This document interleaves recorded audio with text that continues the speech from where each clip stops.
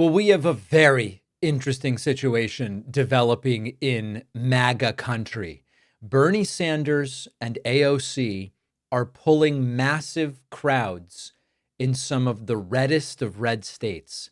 Not a joke, not an exaggeration. This is just real on the ground turnout in deep red states. Idaho, Utah, Bernie and AOC are getting tens of thousands of people to come out and show up at rallies in places that Trump won by 30 and 40 points.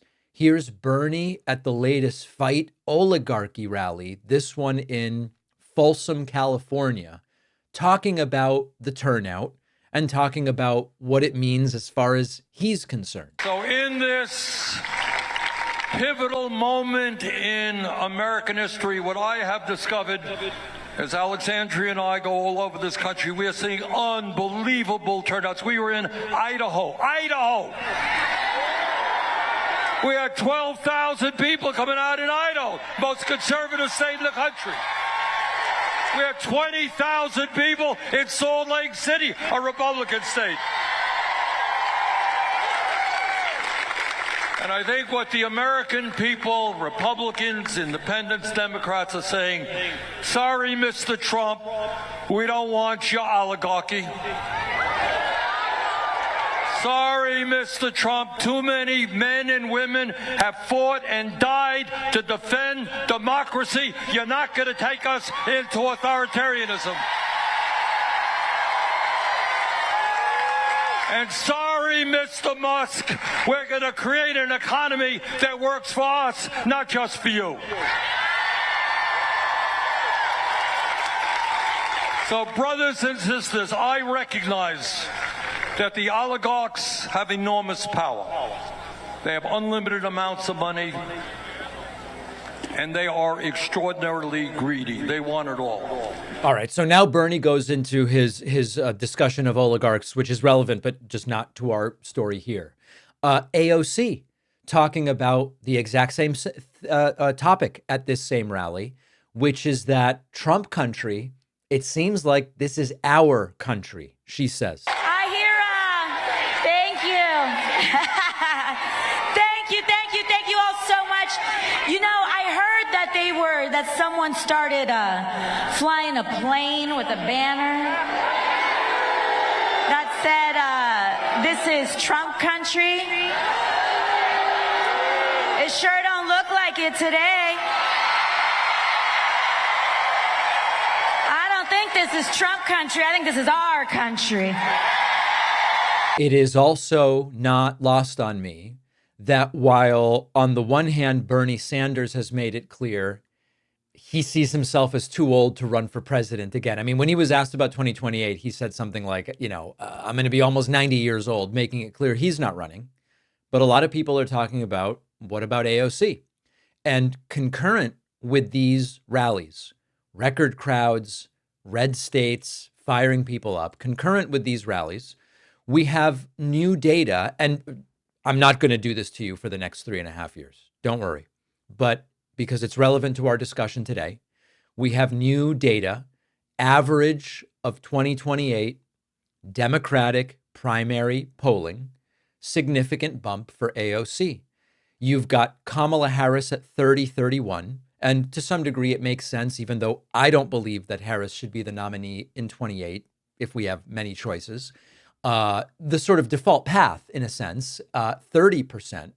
And then 70% support for people other than Kamala Harris. And at the top of that non-Kamala Harris list is AOC at 11%, just a fraction of a point ahead of the former Secretary of Transportation, Pete Buttigieg. So very interesting to see that as well. Zooming out a little bit from the Dem primary kind of side of things, I think it's just too early to talk about that. The energy and the crowds at these events do represent a problem for Trump, but they also represent a problem for the Democratic establishment. Because if there is a narrative that the corporate media loves to push, it's that rural America belongs to the right. The rallies are blowing that myth totally out of the water. They are suggesting, they don't prove, but they suggest that progressive populism, when it's loud and when it's unapologetic and when it's focused on economics rather than contrived cultural issues or litmus tests, the true progressive populist message can really compete anywhere. So it's not about culture wars. I don't know if you've noticed, but these rallies have not been about woke versus anti-woke. They've been about jobs and healthcare and housing. And just who's fighting for you? Is it the oligarchs? Is it Elon Musk? Or is it not?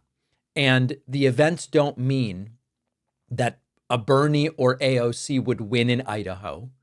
Trump's base runs deep in those areas, that it's a mostly Republican state. But what it does mean is that the idea that MAGA owns rural America is a lie. The notion that progressives can't show up in red states is a lie. The myth that working class people will never turn out for left-wing economic ideas, untrue. And even just chipping away at Trump's base could flip some swing districts. It could expand the Senate map by a seat or two. And importantly, it could redefine the way in which Democrats can compete. Because there are many who I believe incorrectly assume that the only way for Democrats to compete in anything but the bluest areas is with these sort of like play to the middle, corporate, centrist Dems. And while that is true in some places, it's clearly not true in many others. And so these rallies are serving a number of important purposes, and we'll see how far they go.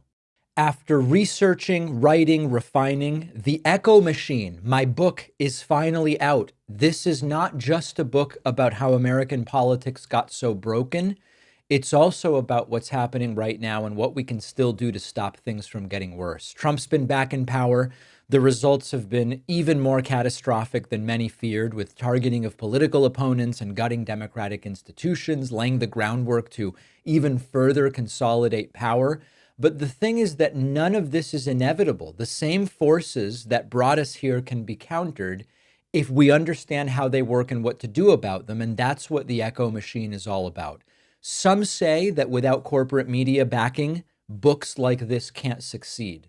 I think we can prove them wrong. You can get the Echo Machine right now at davidpakman.com/echo on Amazon, Barnes & Noble, Audible, Kindle, or by calling any local bookstore and asking them to order it. This book is more important than ever. If you care about what happens next, and I do, check out The Echo Machine today at davidpakman.com/echo.